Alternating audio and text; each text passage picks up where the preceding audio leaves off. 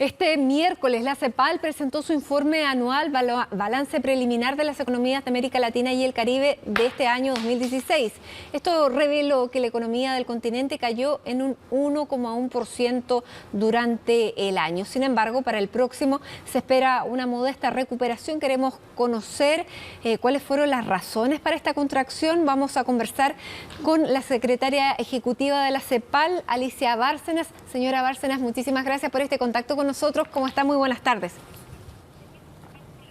Buenas tardes, Matilde. Encantada de estar con ustedes. Señora Bárcenas, ¿cuál es su diagnóstico? ¿A qué se debe esta contracción que tuvo el continente de un 1,1%? Y sobre todo, ¿cuál es el análisis que usted hace de la contracción que vimos el mes anterior de Chile, si bien va a terminar con una cifra positiva?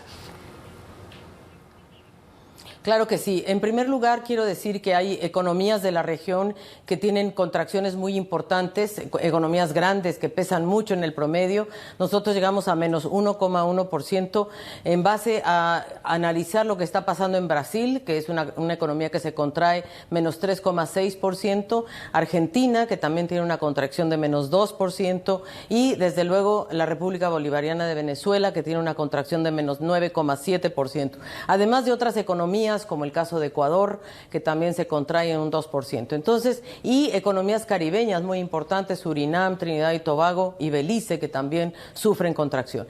Entonces, vemos que hay un comportamiento heterogéneo, Sudamérica mal, Centroamérica y México, por el contrario, tienen un mejor desempeño, sobre todo Centroamérica, con un 3,7% aproximadamente, y la verdad vemos que América Central con México tiene un 2,3%.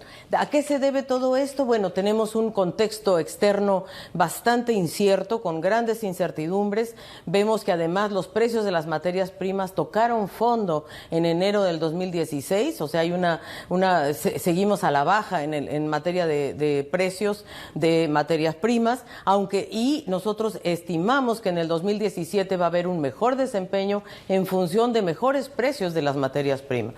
En el caso de Chile, como usted bien dice, acá en Chile hubo una caída importante de la inversión. Creemos que eso explica en gran medida el poco, digamos, dinamismo que ha tenido la economía chilena, sobre todo con menores inversiones públicas.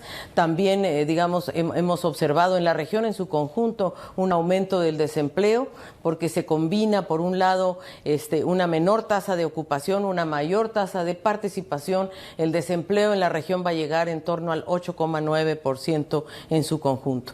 También observamos que hay un cambio, como hoy lo vimos, la Fed de Estados Unidos ha subido las tasas de interés a 0,75 de puntos base, y eso implica mayores costos en lo que se refiere a flujos financieros. Entonces, hay un entorno complicado, incierto, difícil, y por otro lado, la economía mundial no crece lo suficiente. Vemos que estamos en torno al 2,2% en la economía mundial. Vemos que en el 2017 puede repuntar a 2,7, es decir, puede haber un mejor desempeño de la economía mundial, sobre todo de la zona euro, que tiene un gran peso en el comercio internacional, pero seguimos viendo cifras en donde el comercio internacional no se está expandiendo lo suficiente. Estamos en torno a un 1,7 en el comercio mundial. El próximo año la OMC tiene previsiones de mejor desempeño en el comercio internacional, y todo eso nos permite decir que el próximo año la región puede tener un crecimiento positivo de 1,3%, y que todas estas economías que este año se están contrayendo van a tener crecimiento positivo, con excepción de Venezuela. Venezuela seguirá estando en una contracción económica el próximo año también. Y tomando como referencia a Chile, hablando específicamente de Chile, de lo que va a ocurrir el próximo año, porque ustedes como CEPAL dan cuenta que el próximo año va a haber una cierta recuperación modesta, dicen, pero recuperación al fin. ¿Cuáles debieran ser para Chile, a su juicio, los motores de esta recuperación, considerando que las expectativas y las incertidumbres son las que, a juicio de los empresarios, han hecho disminuir las inversiones y sobre todo las expectativas?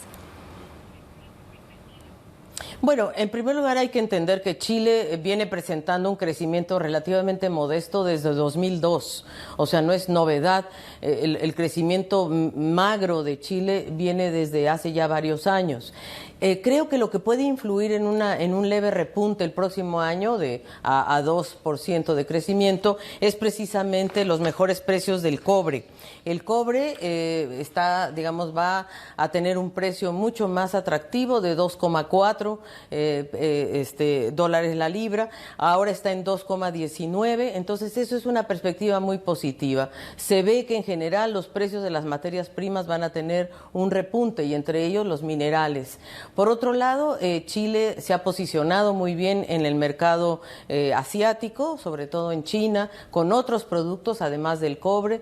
China va a seguir siendo una economía dinámica, aunque va a crecer un poco menos que este año, un 6,5%, pero seguirá siendo una economía que demanda los productos chilenos, sobre todo el cobre y sin duda otros productos agropecuarios. Así es de que por el lado comercial a Chile le espera un buen escenario de sus socios comerciales. Lo mismo pasa con Europa, que es el segundo socio comercial, que va a crecer en un 1,7%, y Estados Unidos tiene un desempeño mucho mejor que este año. El próximo año se espera un crecimiento de 1,9%, una economía que va a ser mucho más dinámica que este año.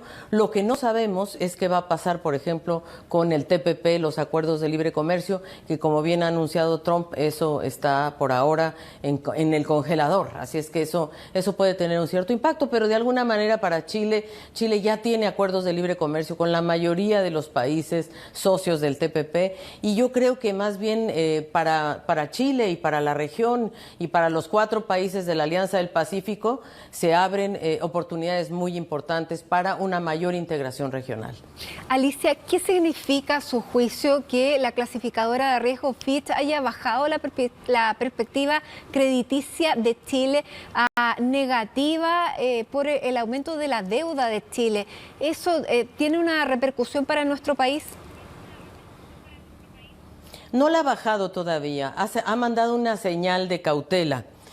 Chile sigue estando en niveles de A en la calificadora. Lo que importa aquí es que lo que ellos están viendo es que Chile aumentó su deuda pública global o su deuda pública bruta de 17% a 21%. Pero hay que decir que comparativamente Chile es el país con la menor deuda pública de toda la región. La mayor deuda pública la tiene Brasil con 70%, la menor la tiene Chile con 21,7%, aumentó del 17 al 21%. Eso es lo que está señalando la calificadora Fitch, este aumento en la deuda que por un lado también va a tener cierto impacto en el pago de servicios de la deuda, sobre todo ante la apreciación del dólar.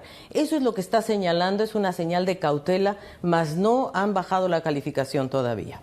Entonces, como consecuencia, fue una decisión acertada del ministro de Hacienda de tener el gasto fiscal tan acotado y de no ceder a presiones, por ejemplo, ante las presiones por aumentos salariales en el sector público, por poner uno de los tantos ejemplos en que él decía que no había más recursos.